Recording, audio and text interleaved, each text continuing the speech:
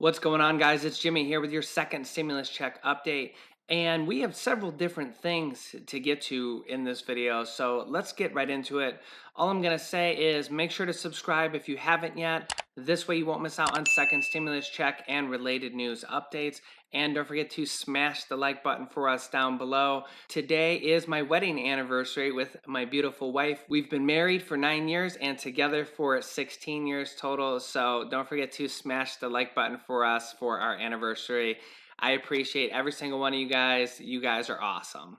Okay, first up, there's big news going on right now about the new jobs report that just came out, but the data is a little skewed. The jobs report does matter a lot in regards to whether we'll get more stimulus checks and more unemployment extension because they're looking directly at how many people are working and how many people aren't working and how bad the economy is. As you can see here, we had 881,000 new people unemployed in the last week, but that number is a little bit skewed. This was a better than expected number, but it was adjusted for seasonality.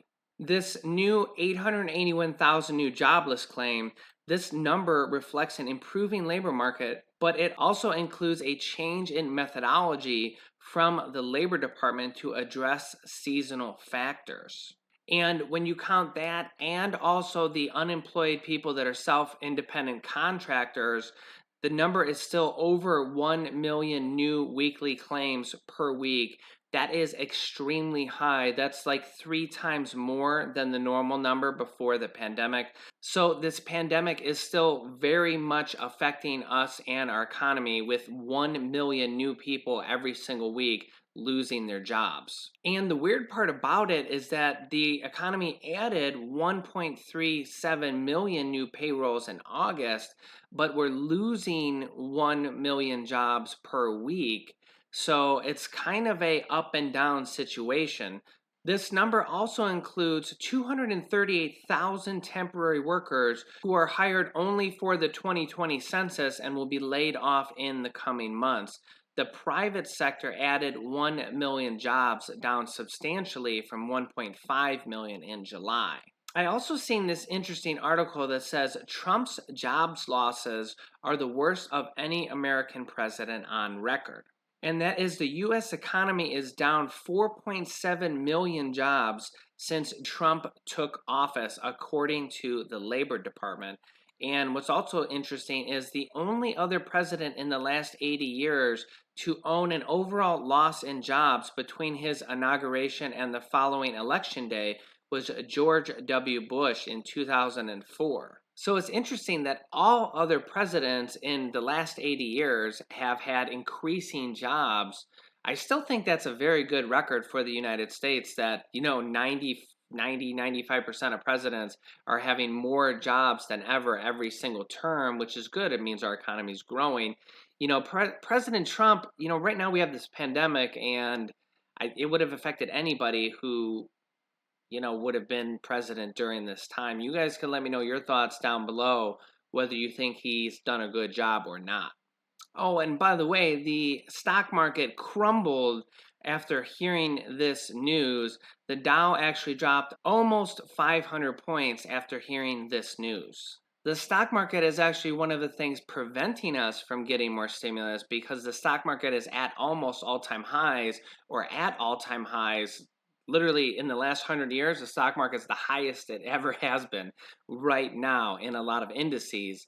So because that's so high, it's one thing preventing us from getting more stimulus because a lot of politicians look at the stock market and say, business is great, everything's great, but the stock market is really just one thing, and it's boosted up a lot right now because of stimulus and because of the Fed, who is pumping money into the stock market and buying bonds at a historic rate. So if that stuff goes away, then all that stuff could come crumbling down, which would mean we need more stimulus. We also have some good news regarding Treasury Secretary Steve Mnuchin and Nancy Pelosi for two different reasons, in that they're telling us that they have reached an informal deal to avoid a government shutdown and that they have agreed on a number to keep the government going. This is good news for two different reasons. Number one, they prevent a government shutdown, and that will get one more thing out of the way so that they can agree on more stimulus and they can concentrate on stimulus packages, unemployment extension, checks to the American people, and also PPP money for small businesses and small business employees. Number two is if they have already agreed on, or if they say they've already agreed on a number, then this would be a great opportunity for them to bundle in stimulus with the government shutdown money that they need to prevent a shutdown. So they could bundle in checks, they could bundle in unemployment. And as you know, that's a favorite of the government, of Congress. They love to bundle in all these things. They don't just pass one thing by itself most of the time. It's very rare that they do that. They always, find it as an opportunity to bundle in two or three or four or five other different things. So they could bundle in more stimulus checks, more unemployment extension, more money for small businesses in with this government shutdown money. We will have to wait and see the details. We now have 45 different states now approved to receive the unemployment bonus money, the unemployment boost money, and this is moving along very quickly. As you can see on this graph, all of the states are either payment pending or paid, have been approved for the money from the government. The states that are pre-application have not been approved yet, or if they're not paid or declined. You can see Nebraska's not paid, South Dakota is declined, they declined the money, and DC, Kansas, Nevada, and New Jersey are all in pre-application state. They have not gotten approved by the government yet. This isn't a for sure thing that you get approved, because you can see here Nebraska has not been approved at all. They're not paid status, and South Dakota declined the money. So the states that are currently paying out right now that have already paid are Alabama, Arizona, Louisiana, Missouri, Montana, North Carolina, Rhode Island, Tennessee, and Texas. They have all been paid, and most of them have received 4 to 5 weeks of back pay. You guys can let me know down below if you received back pay or if you've received your payment in your state at all. All the other states that are payment pending are likely to receive their money within the next 5 to 10 days. I expect that a lot of states will be receiving it this upcoming week because they're payment pending. That means they've already been approved and the payment is pending.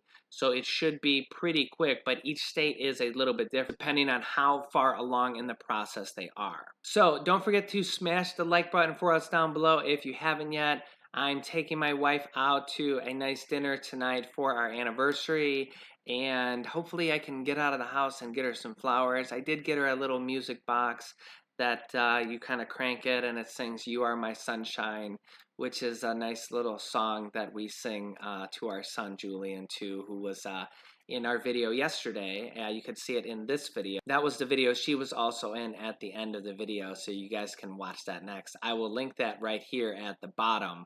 And this top video is my newest stimulus check video. Click on one of those to watch them next. And this video is about how to start a business selling products on Amazon FBA. I have students that have replaced their entire 9-to-5 income, and I teach them how to do that. Thanks, guys, and I will see you in the next video.